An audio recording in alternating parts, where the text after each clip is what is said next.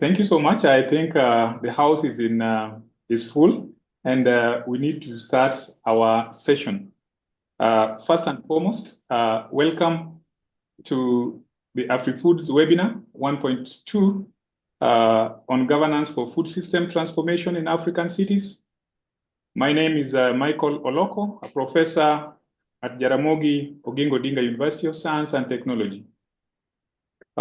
This webinar is one of the activities of the EU-funded AfriFOODLinks project, which aims to improve food and nutrition security while delivering positive outcomes for climate and the environment, and building social and ecological resilience over 65 cities in Africa and Europe.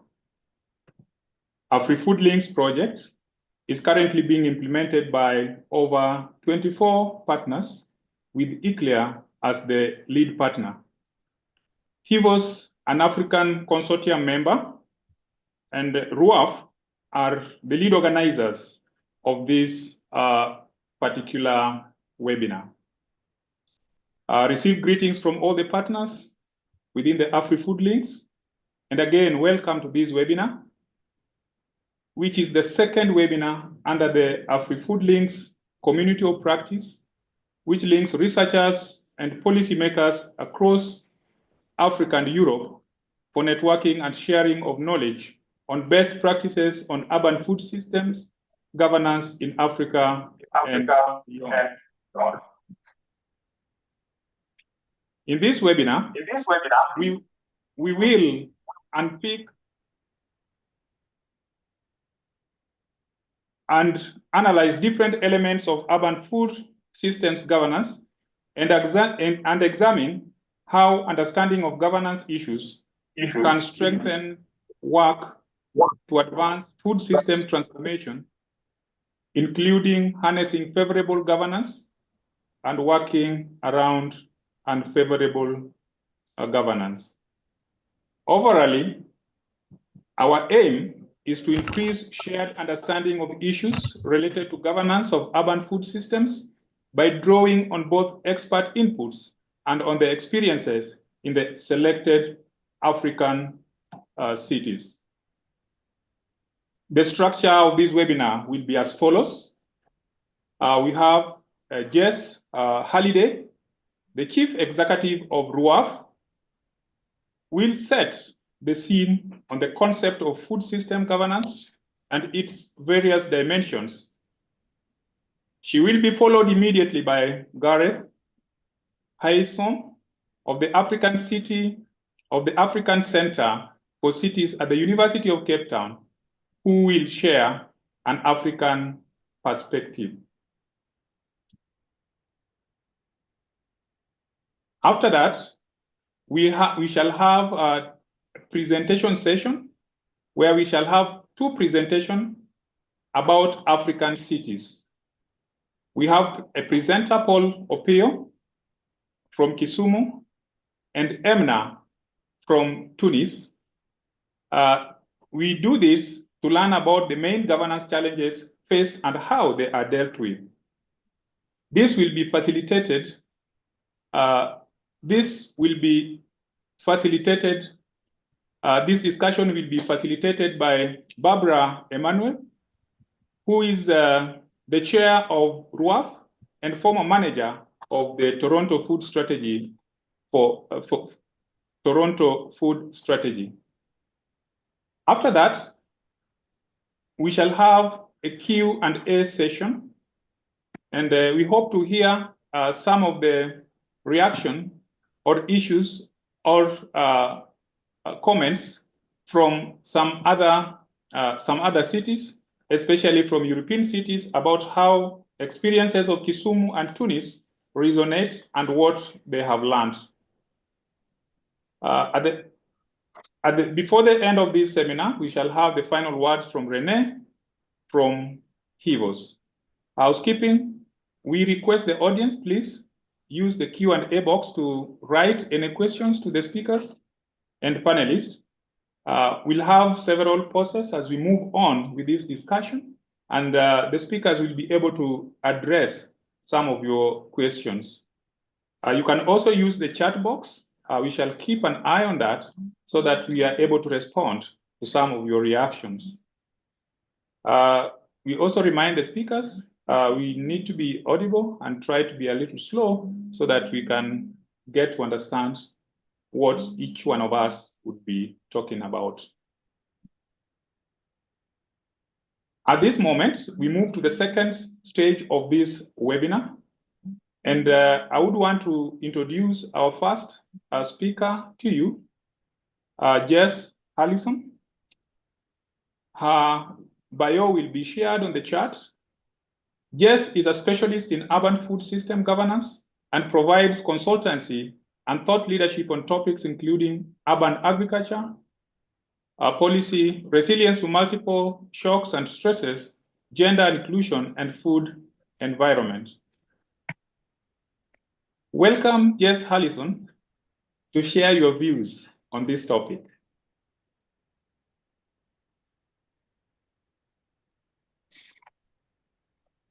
Thank you so much. I'm just going to share my screen. Great. Do you see my screen okay? Yes. Great. Not yet. Not yet.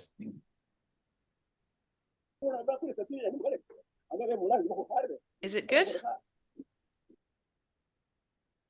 No screen share yet. No screen share. Ah, okay. Hold on.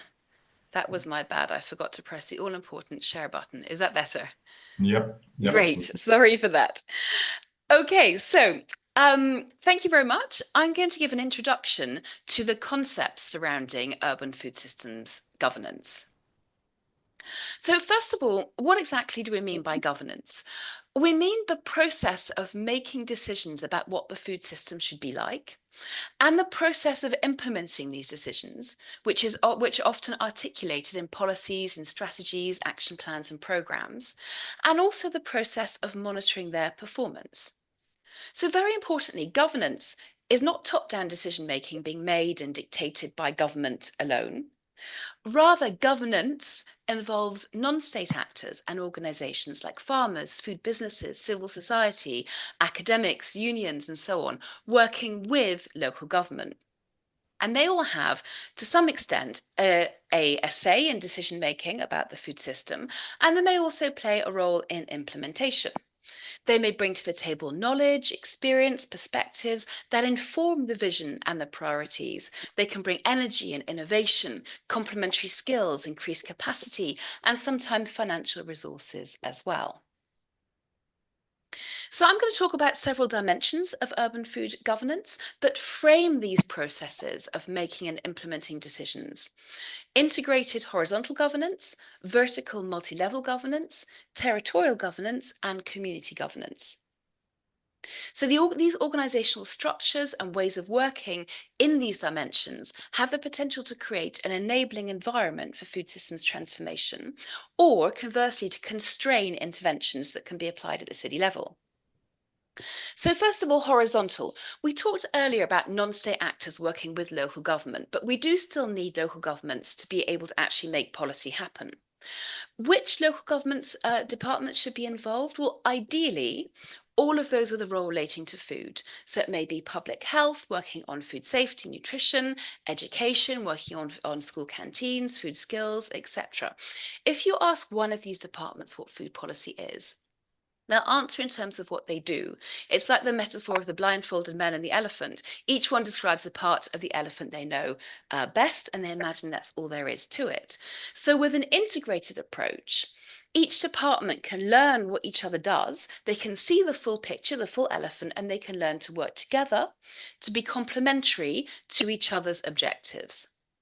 It's easier said than done. Often departments work in silos, they have very entrenched ways of working, and they don't understand either how they can contribute to food work or how food can contribute to meeting their own objectives.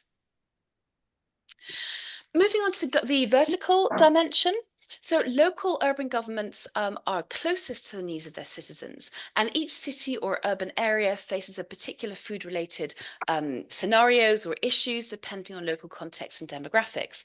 But the powers and responsibilities are distributed between the governance levels, from the supranational level in some contexts to national, various subnational levels. And transforming the urban food system can actually require changes that lie outside of the city's responsibility. This may be, for example, if there are public health regulations at the national level that make it difficult for cities to do certain things, maybe urban agriculture or relating to street food vending. Higher levels can also frame what policies are possible at the local level or give them sets of options to choose from.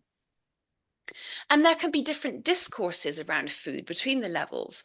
So, for example, if there's a very export-driven industrialization discourse at the national level, this can make it very hard to have more of a sustainable, resilient local food system at the local level that protects farming and livelihoods and the environment.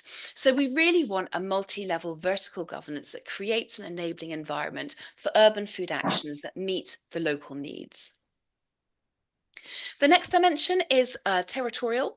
So we see cities as being situated in city regions, a larger urban centre or a conglomeration of smaller urban centres, and the surrounding and interspersed peri-urban or rural hinterland. But these city regions can include several local government areas or parts of different administrative regions. So you may see what we call polycentric governance, where there are several towns or cities that have their own food governance arrangements, but also relate to each other over issues that affect them all. It may be quite tricky to have them working together if, for example, there are different political parties or discourses between local governments, or if they fall on different regional governments. It can be a little tricky to have everybody working together in a seamless way. Moving on to community governance, it's important to remember that even though the previous processes seem very formal, actually governance still happens even when there aren't these formal processes in place. Community governance exists in networks, organizations that are active around food, that advocate a particular approach or deal with food-related issues on the ground. The example I have here is actually from the UK, where I live. It's the Bristol Food Network, where this community governance, a handful of committed individuals have been the driving force for keeping food on the agenda for almost 2 decades through multiple administrations and differing levels of political will. So with all of these, the people involved in food systems governance, where does it happen? Well, increasingly in cities, it happens within a multi-stakeholder platform. These platforms can have various names like Food Policy Council, Food Partnership, Food Board. The important thing is they bring stakeholders together. Some are convened for a set period of time to work on a project. Others are longer-term bodies that are set up to be active over many years. And that is the ideal, but it can be quite difficult to transform a project multi-stakeholder platform into a long-lasting platform. There are a lot of different variables when it comes to multi-stakeholder platforms. The precise membership composition can vary.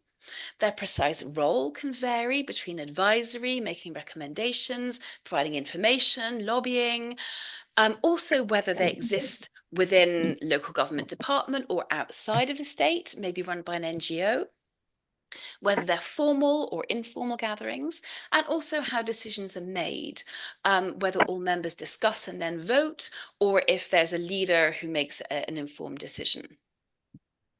Just to share, if you'd like to read more about food policy councils, RUAF in 2019 published a magazine with many case studies. So I'd encourage people to explore the case studies in that issue.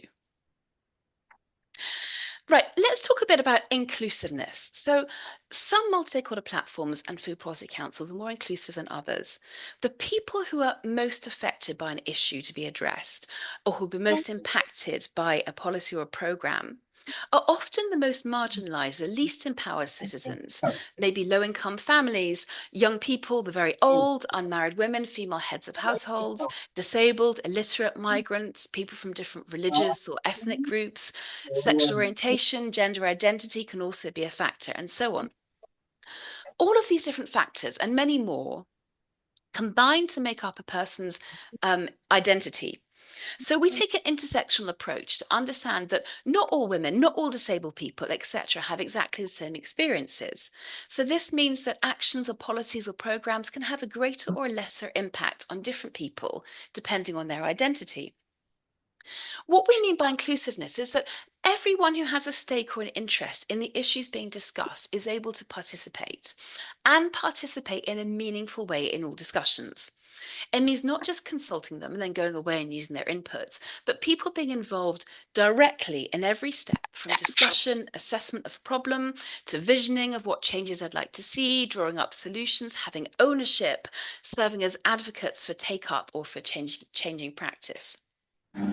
If the people who will be affected are not included, there'll be assumptions made, inappropriate actions drawn up. Some of the actions can actually have a detrimental impact or side effects on others, and take-up may be low if people feel that the change is being imposed on them by those who are not part of the community. So how do you make this inclusivity happen? This can be really tricky. There are lots of practical considerations. Where are you holding meetings? Can people get there? What time are you holding meetings? Can people take time away from other responsibilities like work or family? You may need to provide childcare. What language is the meeting in? For everyone to be able to understand and contribute, it's a good idea to talk in the local language and to avoid technical language and jargon. Other issues around empowerment.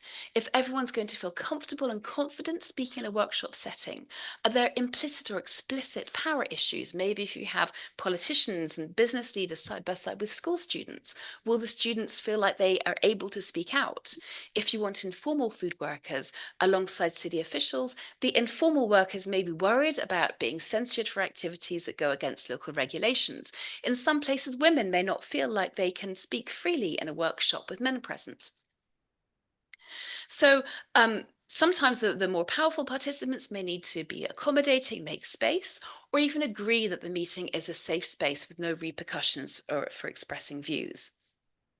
Sometimes there may be a need for a separate space for disempowered stakeholders, or maybe for the facilitator to visit people, understand why they don't come, keep them up to speed, maybe using social media.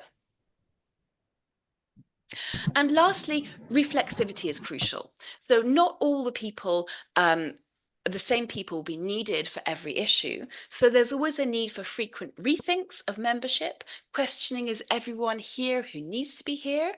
It may be that 1 or 2 people attend as representatives of a wider group. If you have just one person, like the token youth in a group, and assume they can speak on behalf of all other youth, this can give a false appearance of inclusivity, because thinking back to the point on intersectionality, these token people can only speak from their own perspective.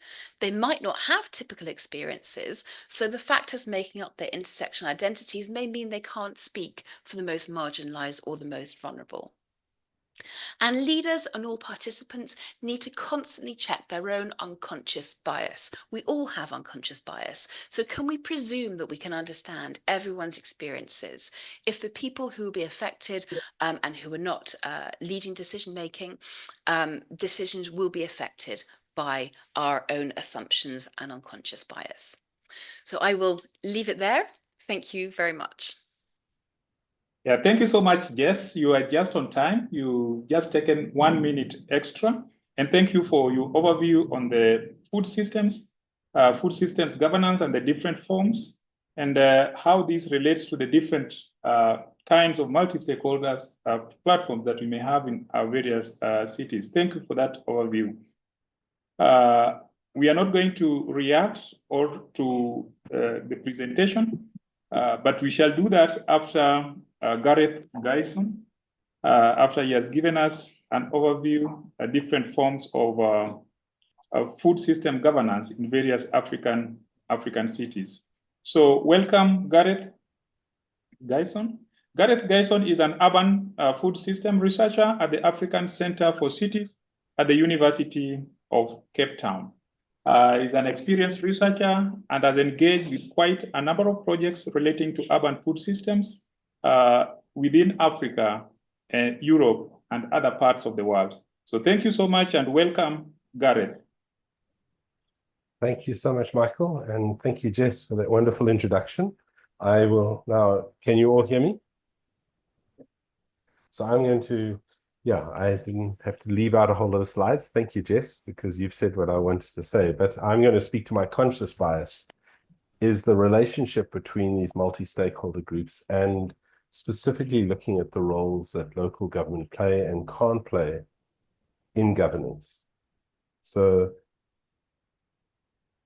I just really, for me to understand governance, and through the time that I've worked in these spaces, I'm particularly interested in, and I would ask this question to all in the room, when we speak about trying to understand food systems governance, what is the first thing that you think is most important? Is it the informal economy? Is it about growing enough food? Is it, where does our bias sit in this space?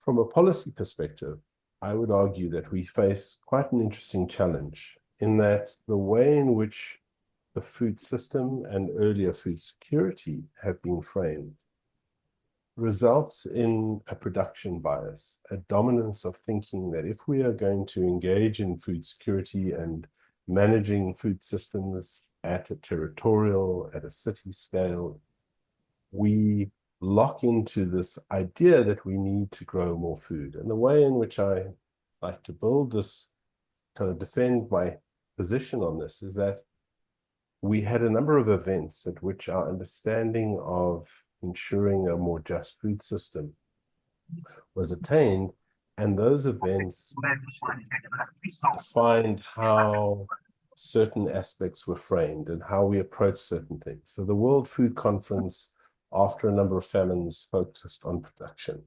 Amartya Sen kind of proposed this idea of entitlements, and that removed it from a sort of national balance sheet to the household and the individual level. Building on that, the UNFAO then framed food security with the 4 dimensions, which most of you would know. I won't go into that. But what this production and accessibility bias has created is this hierarchy of needs. So we think that the most important part of this work is availability. And if we increase availability, we'll increase access. And if we increase access, we'll have better utilization and stability. And what this has resulted in is a sort of pyramid effect of how food security and food system issues are governed. And this gives most of the power to national government. Some county and regional governments have slightly similar powers, but just become the implementers of national government. But often we find that cities have very little mandate, and they have very little power with which to act. And when they have no mandate, often they have no fiscal allocation or financing and budgets with which to operate. And so this creates a real challenge for how cities engage. And this is why different multi-stakeholder governance platforms are so important at the urban scale. But for me, understanding this sort of historical trajectory is important when we arrive at the new definition of food security that is still in the mix, but was proposed by a high-level panel of experts, which adds access and sustainability to this. But one of the parts of this was to say we have to avoid this hierarchy. And so for me, this speaks to how we prioritize who is in that room and in that governance space, and how we see multiple actors as having equal power and equal importance in that space. And so what we have seen in the past is, because of SEN and the focus on households, when we do focus on the urban food system, we often focus at the individual and the household level. And as African and other southern cities grow rapidly, we need to be able to see the food system as not just food, but food within the wider system, and really start to understand how the food system and the urban system connect. And for me, this provides a fascinating governance challenge of trying to make these connections. So how does spatial planning work? How does urban health work? How does education, social services, how do these all connect? And often some of those responsibilities sit outside the scale, as Jess mentioned, in territorial governance. So how do you draw them in to see them as part of this. And this, for me, is the real governance kind of challenge that we face. So how do we do that? And so for me, it is also worth recognizing that despite notions of decentralization from the various different habitat conferences, cities still have very little authority to engage food when you ask them, so what is your food policy? And that's often something that they don't necessarily claim to have. But cities manage urban markets. They approve development plans for new supermarkets. They approve clearances of informal vendors. They collect license fees. They regulate a whole set of issues. They manage infrastructure and around certain issues. They build transport interchanges which allow the food to move into the city.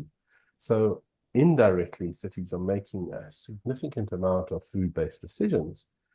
And those are not necessarily aligned, as Jess mentioned. And how do we start to align those from a government point of view, and who assists in that alignment?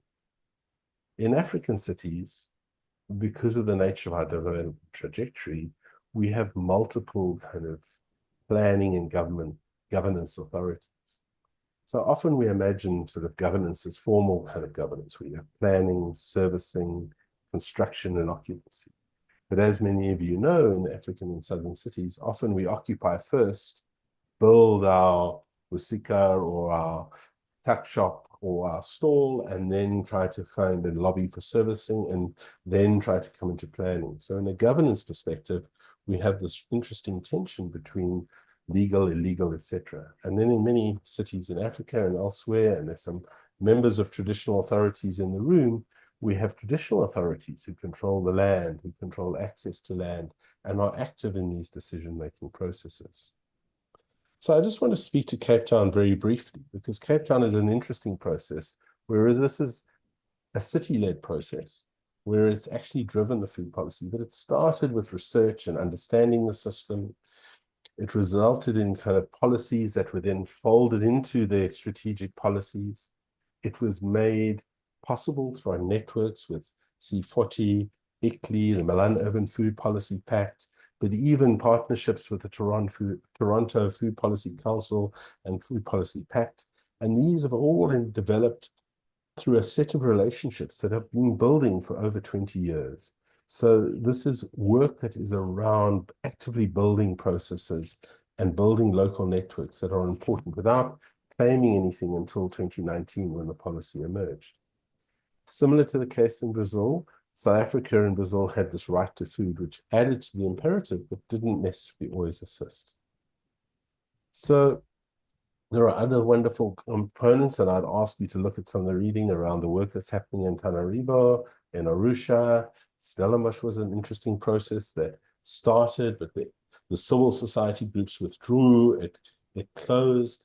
They've then reinitiated with some wonderful work by some colleagues in the room as well, and that is starting. Lusaka, as was mentioned by Jess, and Fort Portal elsewhere.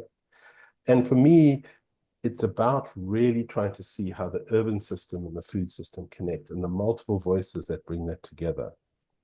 So the interesting thing around some of these, that they've been led politically, and the entry points have been political. Others, they've been failures and reinitiated. Often they've been facilitator driven, and this is built from that process. But how do you build political buy-in, and how does that work? So I like to frame these processes in this way of trying to understand the authorizing environment, which is effectively the state or government, and seeing society as the activating environment, the environment that pushes the state to act, to encourages them to act in interesting ways.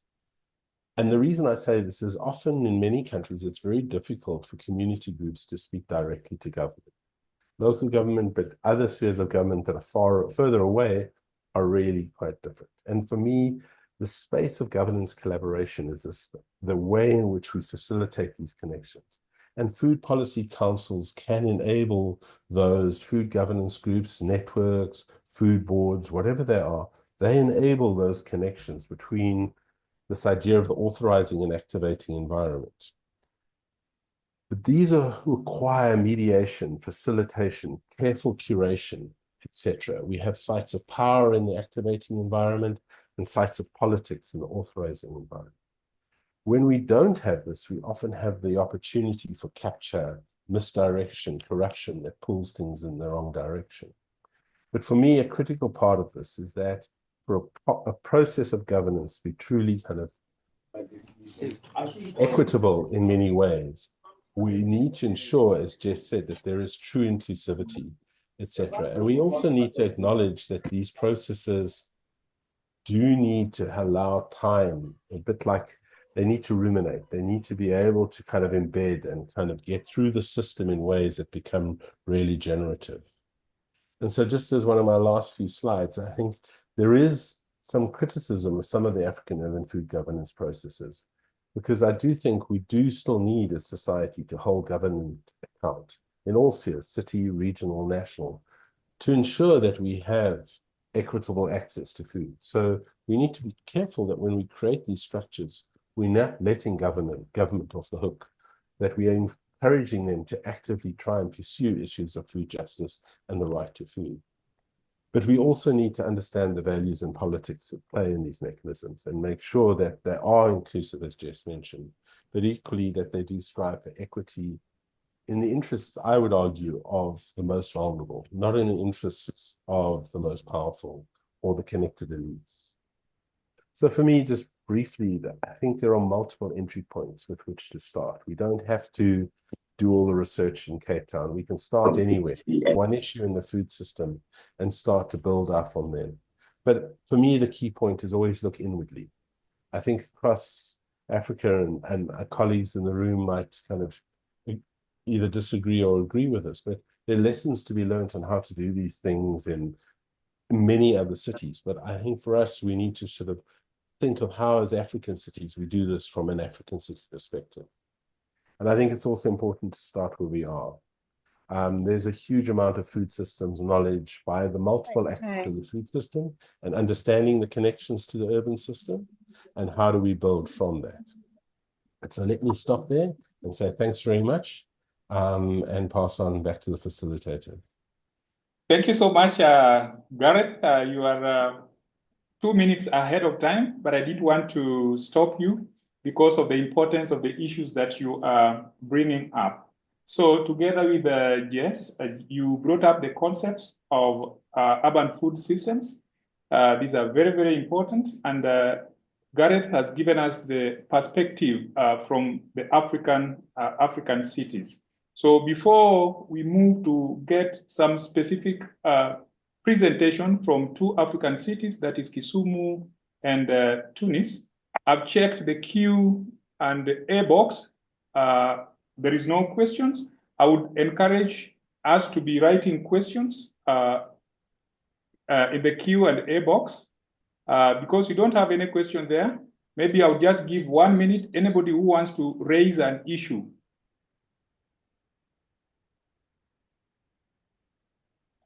For Jess and Gareth. I can raise one. Gilbert here.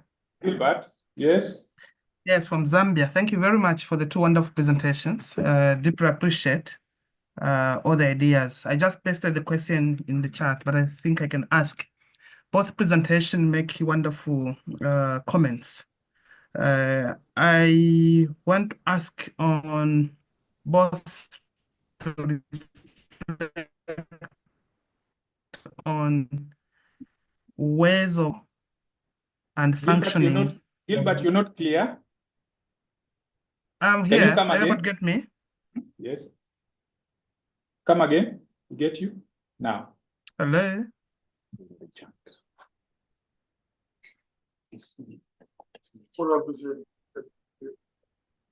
Oh, you shared it in the chat?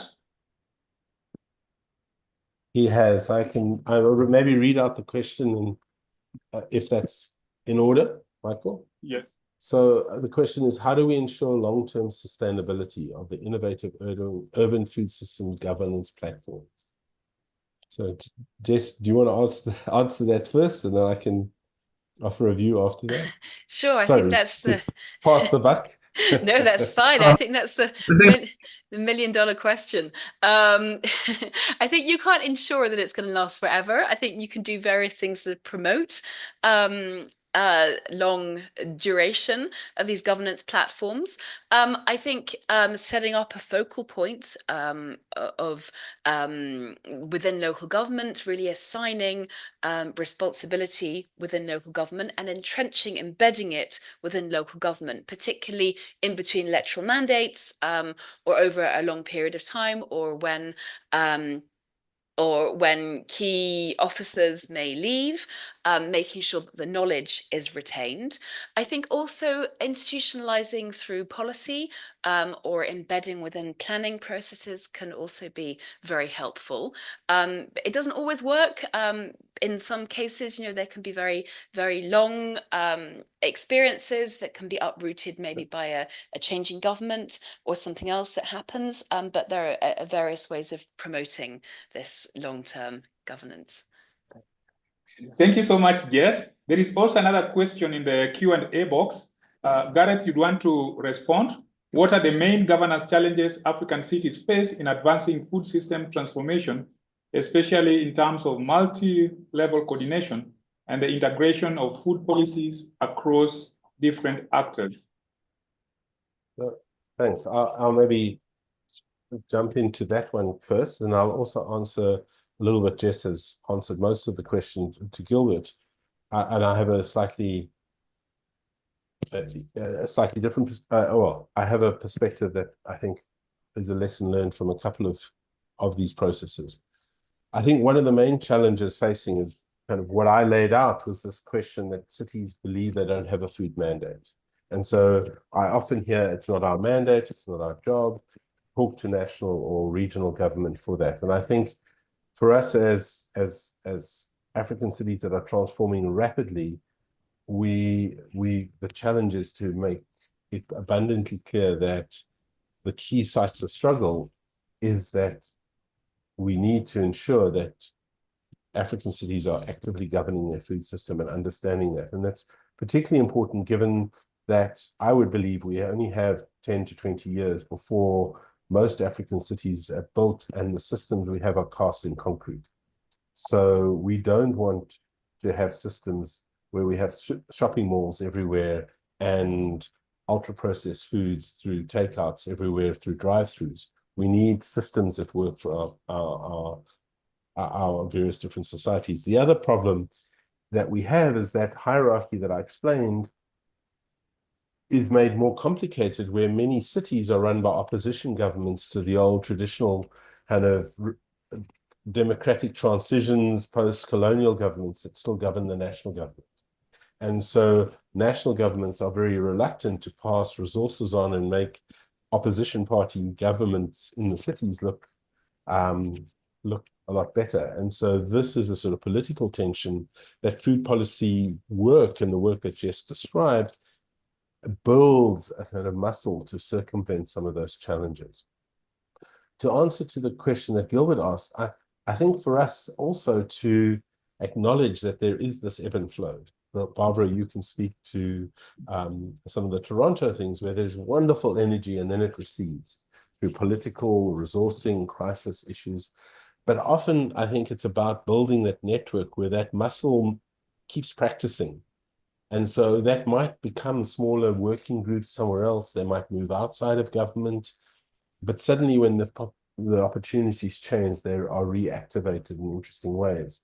And so I was deeply distressed when the wonderful work Barbara and myself and others have done in Cape Town through Stanley Fisser, a great mentor, kind of suddenly was shut down, but then it reappeared again when the politics changed. So again, it requires this time to build this process over time.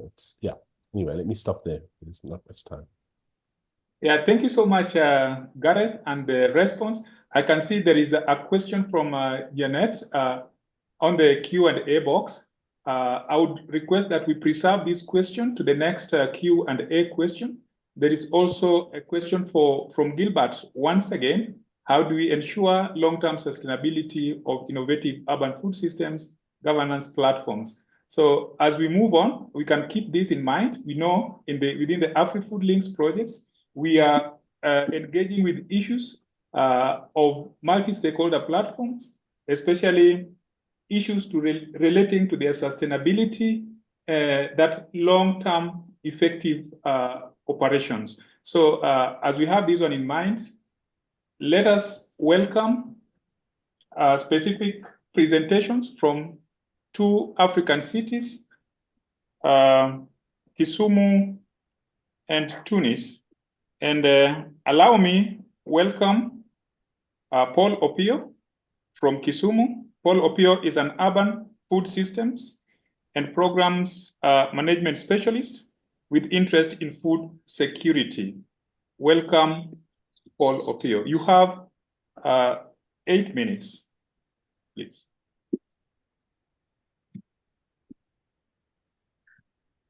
Hello, everyone, and thank you for joining us in this webinar. I'll just take a few minutes to make a brief presentation on the context of food system governance in Kisumu. My presentation is going to cover briefly about multi-level governance, multi-stakeholder governance, and then some of the challenges and how we are trying to deal with them. Kisumu city is within Kisumu County, which is one of the 47 devolved units of government in Kenya. This was a product of the Constitution of Kenya 2010 that created the devolved units of government. Now, after the devolution in 2010, then the national government, the National Assembly enacted the Urban Areas and Cities Act that was also revised in 2012 that establishes Kisumu City as a unit under the county government. So we have a case of a national government, then there is a county government, and then under the county government, there is a city board that is in charge of management of the city. What is why I'm presenting that and what is of importance for the food system is that the national government is mainly concerned with the national level policies, regulations, and standards. But agriculture and food security issues generally are a function of the county government. But at the city level, the city is a subset of the county government. And later on, I'll be talking briefly about what kind of complications that bring for food systems governance.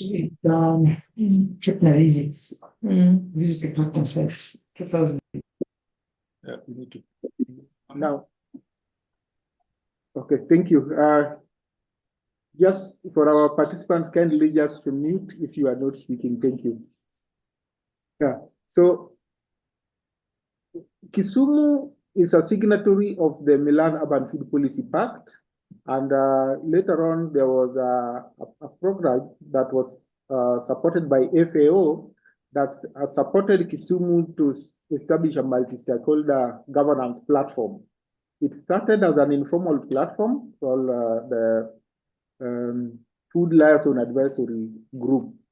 Now, this multi-stakeholder platform brings together agencies of the national and county government, and research institutions, including universities and the Agricultural Research Agency and the Industrial Research Agency that promote value addition. There are also local and international and even national non-governmental organizations that are involved in the food sector. The private sector players, particularly those involved in the food system, from producers, traders, distributors, processors, and even waste handlers are in this platform. You also have development partners, both international development partners and some other local development partners. And also from the private sector, we have private businesses, particularly financial institutions and cooperative societies that have an interest in the food system. So this multi-stakeholder governance platform was established through that FAO program. And later on, I'm going to briefly talk about what challenges have been facing this platform and how we are trying to deal with them. One of the achievements of the multi-stakeholder platform, flag as it were, was to develop a food system strategy. So currently for Kisumu, we have a Kisumu Urban Food System Strategy 2023-2027.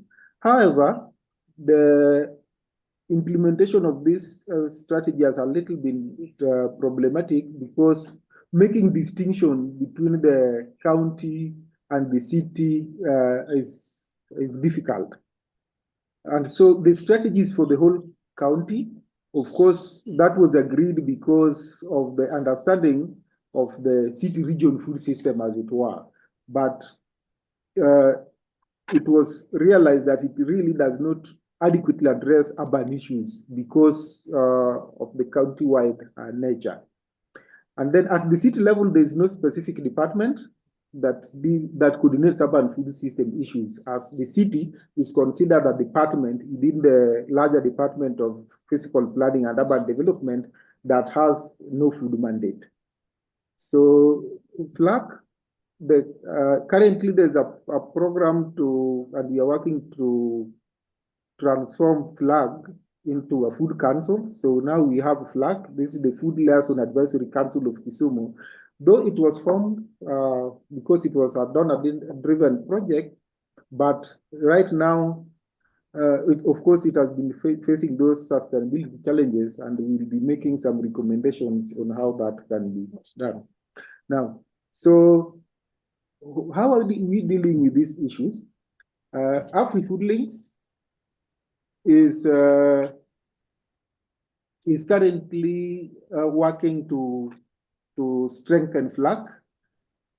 So we have some representation from very influential civil society organizations and development partners who can have an influence in policy, and we are strengthening the networks. In terms of sustainable financing, we are mobilizing contributions both in cash and in kind from members, and also some other fundraising initiatives so that we can have a permanent food multi-stakeholder platform for the city. Processes are also underway for legal institution in the county government so that then it can be more sustainable. And lastly, inclusivity, we are expanding the membership of FLAC to include more relevant stakeholders. Thank you. I'll stop there for now. Thank you so much, Paul. I was rushing you because of time. So thank you for giving us the highlights on food system governance in Kisumu and the possible ways of improving it, some of which are coming from the efforts of AfriFOODLinks project. We move to the second city in Africa, and Emna is there from Tunis to present food system governance in Tunis. Please, Emna, you have 8 minutes. Can you have your presentation? Welcome. Thank you very much, Michael. Welcome, everyone. Thank you very much for joining us. So as Michael said, my name is Emna Mornegi, and I'm from Tunis, and I will be talking and sharing with you some elements about the Tunis case on urban food governance. So I will start by, same as Paul, maybe share with you an overview about the food governance framework in the Tunisian country. So the food governance has always been and still a national central government mandate. So especially Ministry of Trade and Ministry of Agriculture, they're kind of keeping and monopolizing the mandate of food and agriculture policy. This is one thing. The other main point is like decentralization happened in Tunis. It's since 2011 revolution, and especially 2014 constitution, it came with a strong local participant or people, social participant, with the local authority codes of the law that came with that institution. And then 2018, local municipal elections happened. And before that, all the constitutional institution that came to install the decentralized process in Tunisia continue to be established,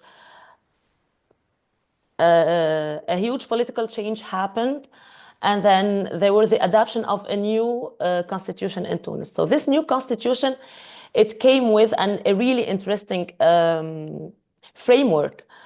So before, local governance related to food or to environment was able to be imagined like a municipal mandate.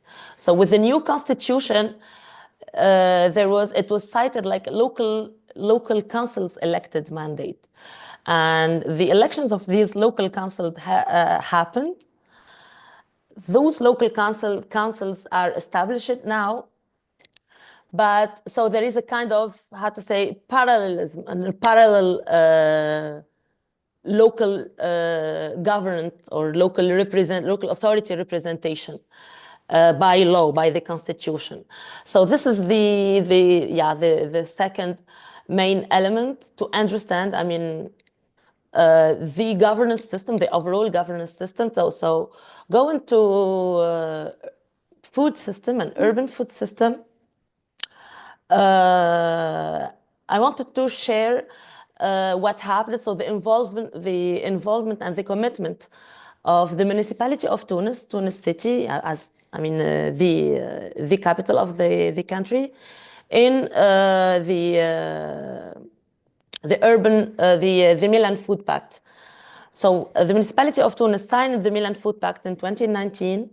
And then together in partnership, with a program supported by FAO technically and financially, an effort or a process to draft a food strategy happened. And it came out with like a draft for food strategy in 2021 that was aimed to be adopted. I mean, Mohammed, can you please mute yourself? Thank you. So this is an overview about the framework, and I will share with you some elements about setting the foundation for this urban food governance in the municipality of Tunis. So what happened, what was meant to be happen. So this food strategy came with two main ideas, which were the establishment of a kind of food desk, or it is called food security unit, Unité de sécurité alimentaire, within the organizational organogram of the municipality of Tunis, together with wanted to be established a multi-stakeholder platform. And that food strategy, it came like with a focus on four main strategic areas, which are, citizen right, efficiency, participation, and accountability. And this happened, and what was meant to be, I mean, to be implemented to actually start the effective work on food governance was to work together with the what we called a core team, or like a core group of people, of key actors, who were around and supporting this process that has been initiated by the municipality of Tunis in establishing and operationalizing the MSP. So that was the first step, and then this collaboration between this specific key, I mean, small group of key actors was meant to motivate or to feed advocacy for an official adoption for the urban food governance by the central government. And then to develop a concrete action plan, exactly what is meant to be done in those four main objectives or four main strategic areas that was designed in the food strategy. What happened? 2 minutes. 2 minutes. Okay, 2 minutes. so yeah, sorry.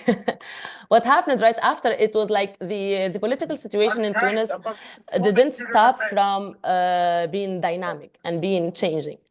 So municipal councils has been dissoluted, and there were a lot of turnover and an absence of the main, governance champions that was the leaders of this process. So I wanted to share with you that this process has been a little bit, as Gareth was presenting, a little bit slow because of these parallelism in structures of local governance, and then with the instability, and then the with the leadership distortions that happened. So yeah, I wanted to share with you maybe some key ideas or key reflection ideas about about the discussions that are happening now, but what can be done to react or to overcome these situations. It's like maybe more meetings, engagement meeting with this key little group, small group of key actors. Also more capacity building, I would say more engaging municipal officials, technical department officials, to have more ownership of the mandate of the municipality itself for action on food in the food system. And then one of the key idea is like to deep the knowledge, to deep the research, to share knowledge within this small group of key actors and different departments and the municipality, to be able to make evidence or to make to advocate for actions that are based on evidence. So maybe a few reflections also, but I don't know if I still have time, Michael. Your time is over. 10 minutes. Yeah. Okay. But you can just ask if it is just, you can just say if it's just some 30 seconds. Yeah. Okay. So what I wanted to say is, like, in political instability, a strong leadership is a key thing. So a strong leadership in local governance, but local governance that work together with, local actors who are directly touched by food insecurity, or local NGOs who are directly working with community on food system question. This is the first thing. And then the second thing is, like, maybe to move forward, under the storm, to wait for the storm to end. So the storm, which is the really change, the perpetual change in the political situation, is to build more solid relationships with the key actors that are working on food system. And sorry, I have a lot to share, but maybe later in the Q&A question, I can extend more. Yeah. Thank you, Michael. You'll have some time in the Q&A session. Let us have the questions in the Q&A box. We shall have a session to respond to them. We are moving to the other session. This is a facilitated discussion. We'll be reflecting in the previous presentation from the two cities, that is Kisumu and Tunis. And this session is going to be facilitated by Barbara Emmanuel, who is the chair of RUAF board and the former manager of the Toronto food strategy. Barbara Emmanuel, welcome. And I would also welcome Paul and Emna to be alert. We also have Rose from Kisumu, who would also be introduced by Barbara. Thank you. Karibu, Barbara. Okay, thank you, Michael. I hope you can hear me. There's a very big storm here right now, so I'm hoping that the internet doesn't go out, but so far so good. It's a pleasure to be here, and thanks to Paul and Amna for their great presentations. We always seem to run out of time. I just a quick personal reflection on the presentations to date is that I think it's a very common experience for cities across the world to be subjected to governance changes that are beyond their control. That was certainly the case for us in Toronto, which had a very long and strong Food Policy Council and food strategy and a very long history. And then all of a sudden there were political changes that resulted in fewer resources and less capacity. So if we've got time, we can talk more about that. But I'm going to move straight over to welcome Rose Achieng, who's the Nutrition Officer at Kisumu County, and also welcome back to Paul and Amna. Rose, I have a question for you as the Nutrition Officer. If resources can be secured to support the multi-stakeholder platform on a continuous and permanent basis, what would that enable the county government to do that it can't do currently? Thank you. Okay, we have 4 points that would be successful if we have more funds. One would be support running of day-to-day secretariat administrative activities. Then we also have coordination and collaboration, and this would be amongst the sister department ministries, maybe the civil societies and any other NGOs that would be having the same objectives and missions towards food security and the multi-sectorial platform success. That would mean dialogues among diverse stakeholders to align resources and interest. And then we also have support policy and advocacy. So under advocacy in the recent past, we saw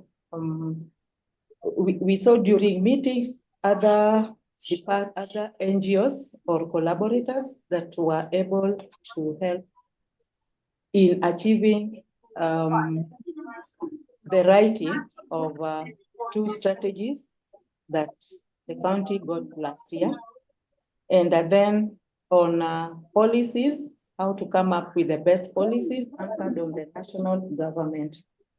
And lastly, under the same, it would also help engage in dialogue that support food-related policies. And then we also have the last point on the issues of M&E. It would also strengthen monitoring and evaluation of the success of the multi-sectoral platform, which we do not have currently. Thank you. Thank you, Rose. Something very desirable to get that kind of stability. There's so much that can happen. I'm now going to ask the same question to both Paul and Emna. Paul, if you can answer first, and then we'll go to Emna. You both indicated some dislocation or incoherence between different governance levels, whether it's between the county and the city, or through institutional or constitutional division of responsibilities. Can you give us an indication of how far your national government acknowledges the importance of food systems work and any supportive policy frameworks or funding mechanisms from the national level? Over to you, Paul. Thank you, Barbara. First, to put that my answer into context is that food systems and agriculture issues generally in Kenya are devolved functions exercised by the county governments. But of course, there is support from the national government. The national government mainly deals with issues of national policies, standards, and regulations. So the government has several policies and regulations that govern the food system nationally and don't have an impact in the local food system for the counties. For example, there is a National Food Safety Policy 2021 that was developed by the national government, and of course, all the counties, Kisumu included, and of course, the Kisumu City is one of the agencies under the county. However, it is important to note that the relationship between the national and the county government in terms of food systems is somehow problematic. If I can give a specific example, in the last 2 years, the national government has been providing some subsidy on fertilizers and other farm inputs to improve food production in the rural areas in all the counties. But currently, there is, because of the issues of devolution, there is a debate on whether the national government should involve itself in distribution of fertilizers, given that food production or agriculture is a devolved function. So that's just an example of some of the challenges. But of course, yes, the government sets the policy agenda for the whole country. The national government, that is. Thank you. Thank you, Paul. Emna, do you want to comment on that? Yeah, thank you, Barbara. I think it's the same. I think it's in the national government in Tunisia, they consider food as like a national security matter. So this is why there is a concentration, there is a focus on that the government is setting the main guidelines for agriculture and food policy. So I mean, and the national is really focused on securing access to food. I mean, the national it's subsidizing basic food products for everyone. I mean, it's universal subsidy, and then it keeps on subsidizing this even if the government, I mean, the whole Tunisia, it relies on imports on the main basic food products. So yeah, what I wanted to say regarding to this, there are two things. There are like the food and agriculture policy in Tunis, it stayed, I mean, Tunis is over Tunisia, I mean, it's over a 70 years state, I mean, post-colonial state, and the food policy kept on changing with the period. And with the periods, I mean, with the global context, but also within the national political context. So there is no one fixed direction of food and agriculture policy. So this is one thing. The second thing is like the importance that the government or the state is given to food system work remains, I mean, national. So there is no importance of the local mandates of food governance. So even if there is like a national council, a high national council of food security, which does not recognize, I mean, municipal or local mandates of food system as like a whole, a holistic food system vision. Yeah, maybe I'll stop there. Thank you. Yes, Thank so you, cities, local governments have common issues with very local specificities. So I'm going to move to the next question. And again, I will ask to both Emna and Paul, and maybe Emna, you can respond first this time. In Tunis, there have been frequent and substantial changes in the focal point for food systems work. And in Kisumu, there's no specific department at the city level that coordinates food systems issues. So my question to both of you is, how do you ensure that all separate city departments with a role related to food can continue to be engaged in food systems issues and are also engaged in the multi-stakeholder platform? Emma. Yeah, that's the challenge. That is the challenge. So yeah, I think that a facilitation work is needed. I mean, it's an innovation and creativity in facilitation work is needed. I mean, one of the key elements that are discussed now, that are present in discussions in Tunis within the AfriFOODLinks project, but also with the core team or the key small group of actors, is like it's the capacity building and the empowerment of municipal officials. So the main departments or the relevant departments that are related to food in the municipality, the idea is to empower the maximum of officials or technical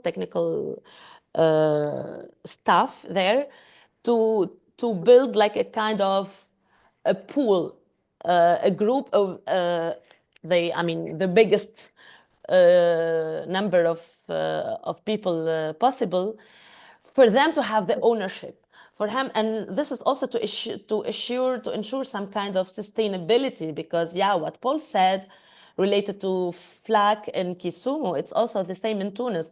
Things are a lot project driven, external funding driven. So empowering technical municipal staff, and working with them on having like a food system vision within their work, within their original mission, would be key for them to Great, thank you very much. And Paul, efficient participation. Yeah, over to you, Paul. Yeah, thank you, Barbara, and thank you, Emna.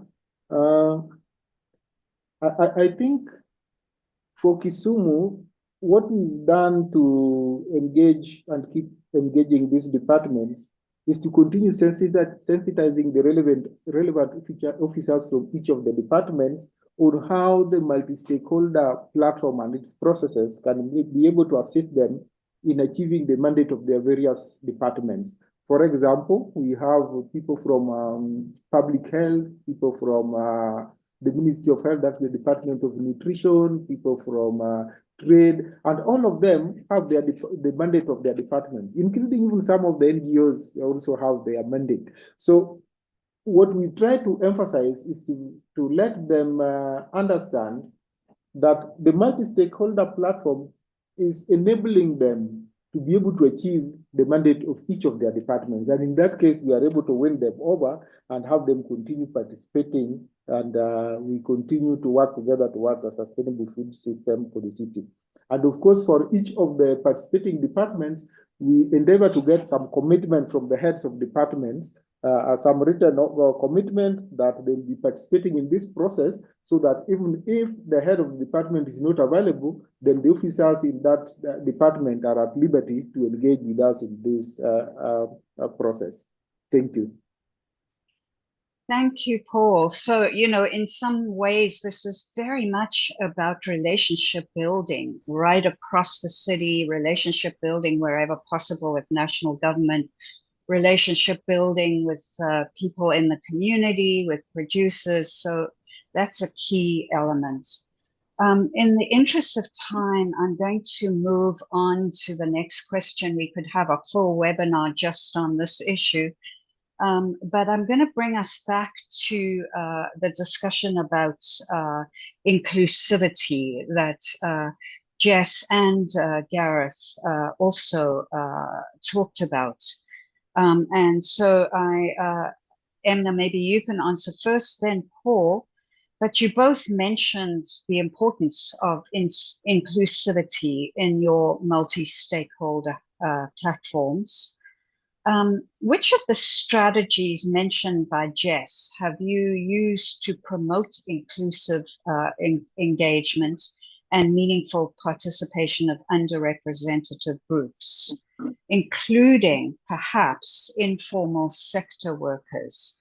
And do you have any other strategies that haven't been mentioned up to now? So Emna. Yeah, the first reflection would be none, none of them. But yeah, because Jess shared with us how to consider inclusivity and participate in meetings of multi-stakeholder platform. And since we are not still yet there in the work in Tunis, let's say that there are also two important points maybe to share in this discussion. The first one is what has been done lately is to ensure that the small group of key actors that are supporting the municipality work integrate local associations. I mean, associations that have like strong voices for food sovereignty, right to food, right to environment, right to a lot of so those associations has been integrated in this small group. Also integrating the consumer organizations, also the consumers organizations. So this is the key first step into inclusivity. I mean, to make sure that that small group is not formal, I mean, with FAO, municipality, and some technical governmental department. So this is the first thing. The second thing would be there is a lot that idea of we don't know a lot about informal sector in the Tunis cities. So we don't have information. So our understanding of the food system is how to analyze policies that exist and how to analyze the relationship between formal actors that are legally registered somehow. So the idea is to extend the knowledge or to share more knowledge on the informal sector to be able to know, to adapt strategy, how to be inclusive with certain actors that are in the informal space that is still unknown. Yes. Yeah, thank you, Barbara. Thanks, Emna. And Paul, what do you think? Just briefly, one of the strategies, I think I can get two that were mentioned earlier that we are also practicing. For example, holding meetings in neutral spaces, where we try to avoid holding the meeting, let's say, in the municipality boardroom, because some of the informal sector players may feel intimidated. So we go to a neutral space where they'll be able to participate freely, and also accessible places where they can easily access. Secondly, we encourage contribution in the meetings in any language, including the local dialect, and then someone translates if there are people who can't get what the others are saying. So those are things that I picked that we're already practicing. But also, again, we are sensitizing those stakeholders that the multi-stakeholder platform is here also to contribute to their welfare. So even if they are informal sector workers, then they are motivated to speak and speak freely and let their ideas come through. Thank you. Thanks so much. Such an important issue to be inclusive in all the work that we do, all the policies we do. I now want to see if there are any questions from local government officials who are participating in this webinar. Is anyone interested in putting forward a question or a comment? We would love to hear if the experiences of Kisumu and Tunis and the other presentations resonate with your own experience, and have you learned anything from Emna or Paul that you can apply in your context? Is there any local official, local government rep?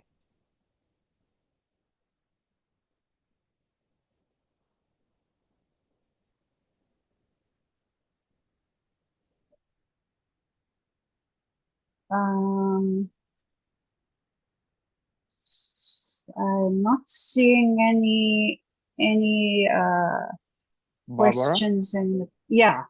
I'm Andrea from Milan, Italy, if you want. Great. Hello. Okay. Hello. Thank you very much for this webinar, for the high level quality that we see in this presentation.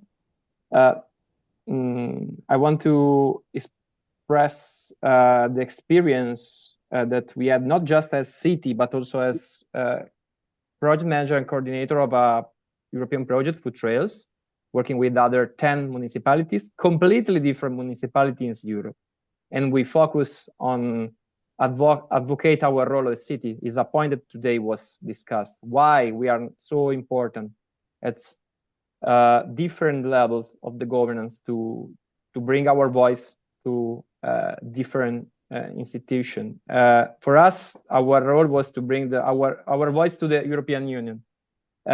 But sometimes we understood through the different cities that sometimes we need to speak with different levels of governance. We need to speak with regional level, especially when not just funds, but regulatory organizations are in touch with the regional government. Sometimes with national level, when we need to change some rules, especially when we speak about managing public assets like schools, public canteen. So we need to organize our different level of governance. We have in our internal governance different level of governance. So we need a map to analyze this.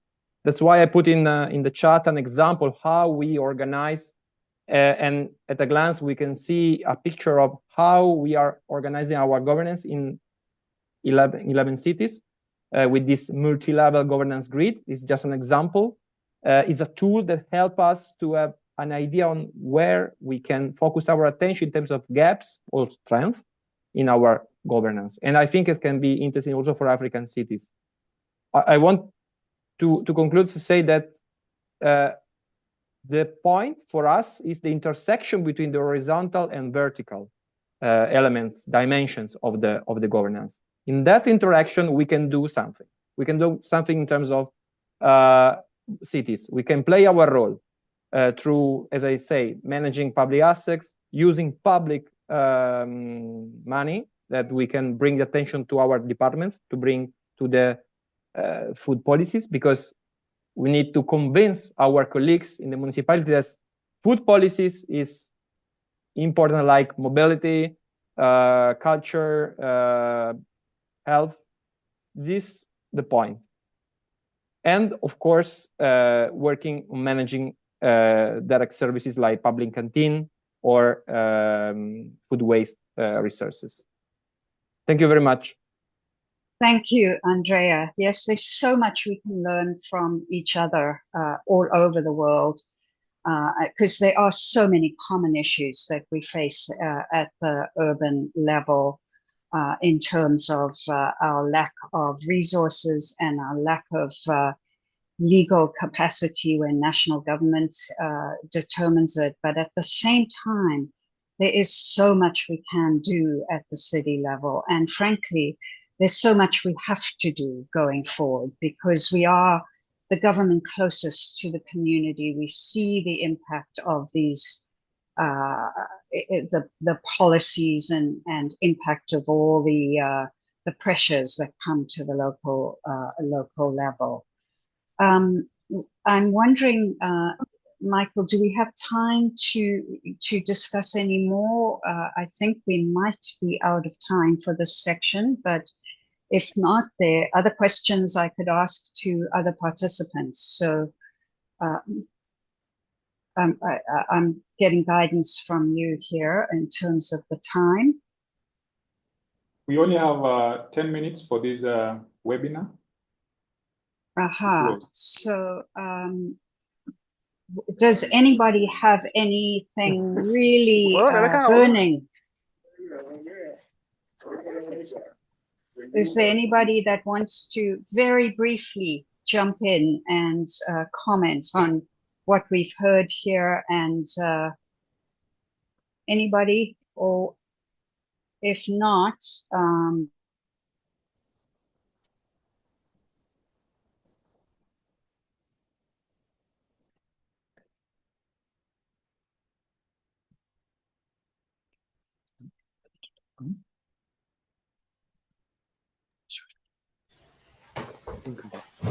I think that Barbara has frozen. I So think the shall we? storm took over.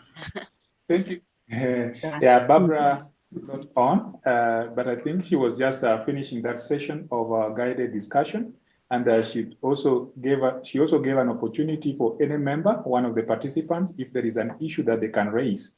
Probably we can just give one chance, after which then Renee, you can take over. Okay. Any?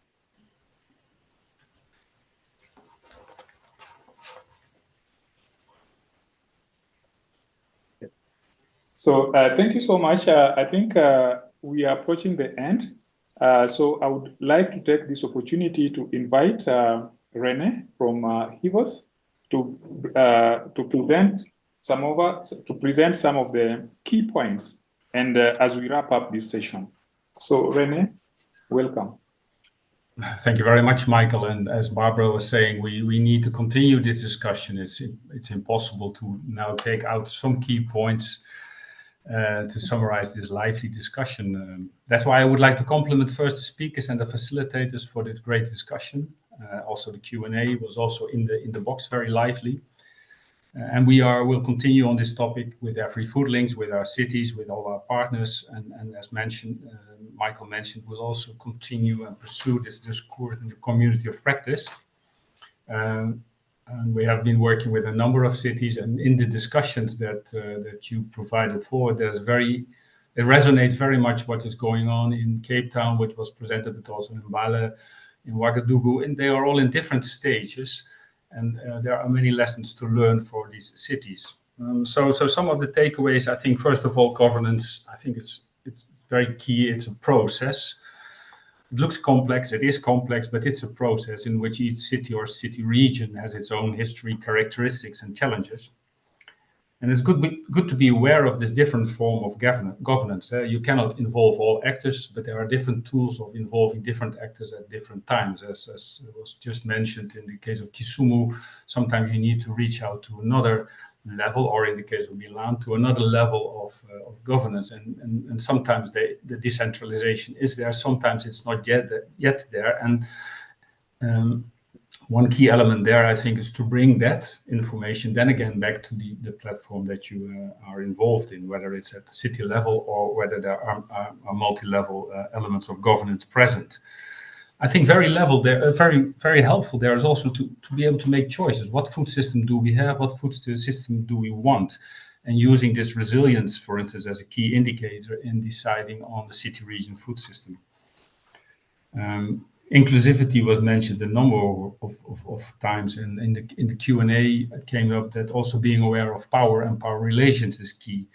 I would like to add some topic of finance streams. Partners, not all those who have power and finance available are around the table in the meetings that we organize. And I think that Jess also brought up an important topic, that communities, they are organizing, whether in a formal or informal way, their food system. So also this is key to get to consider. I also saw the differences in how we understand food system and its government. National agencies dominate financial flows, and this is key up to the council. But cities have a specific role. I think that was highlighted also with Garrett and illustrated in a number of cities. And two elements again I would like to emphasize: urban planning still acknowledged as an important aspect of where the municipality comes in, but not yet everywhere put in relation to food. And as I just mentioned, also the financial streams. Many finance organizations, finance banks, for instance, do not have the tools to make finance available at a local level in adequate means.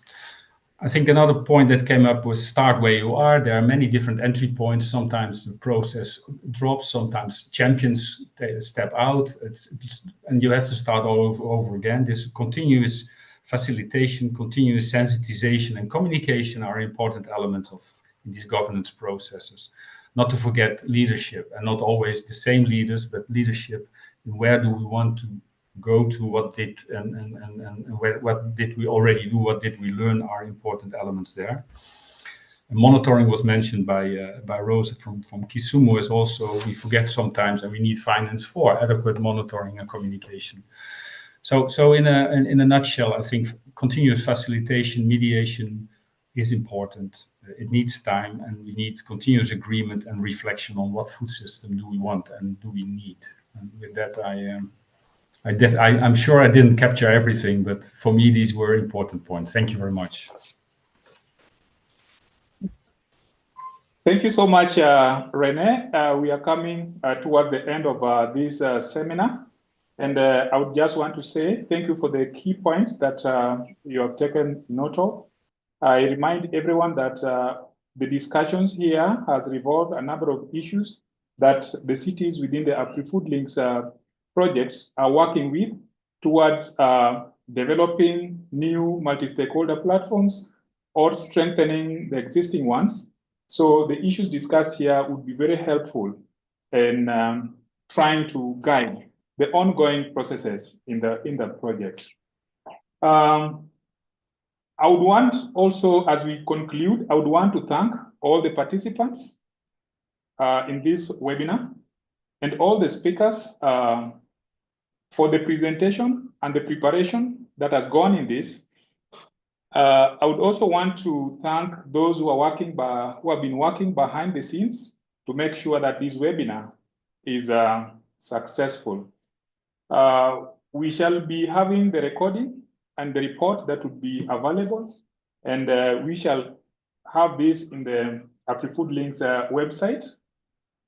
We have also shared some emails as it is now. I've shared my email and that for the AfriFOODLinks team from Kisumu, which can be used for any further discussion and connection to the presenters that we have had today. I would just want to remind every one of us that this is part of a series of events or activities under the AfriFOODLinks community of practice. And we have planned a number of webinars this year. Series 1 is ongoing. This is the second one that has been led by Work Package 2, where Rene is the lead work package lead, and thank you and congratulations, Rene, for this good work.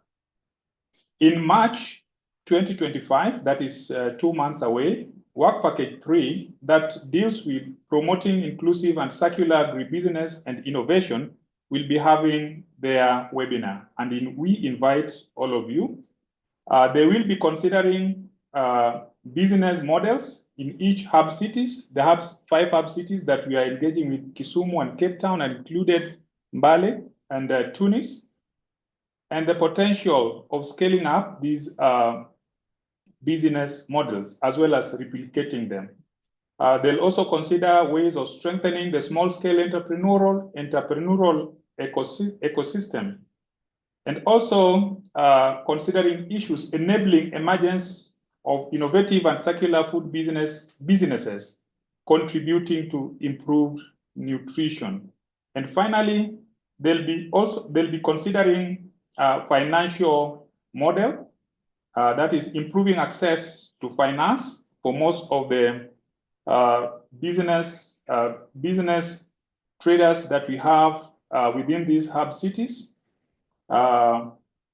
co-creating, piloting and documenting this, and more keenly on scaling up innovative financing models for small-scale food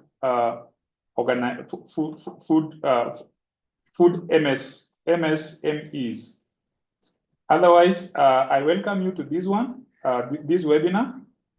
We shall be contacting you for any contributions towards this, and I hope we shall continue with the discussion and the participation in our webinars.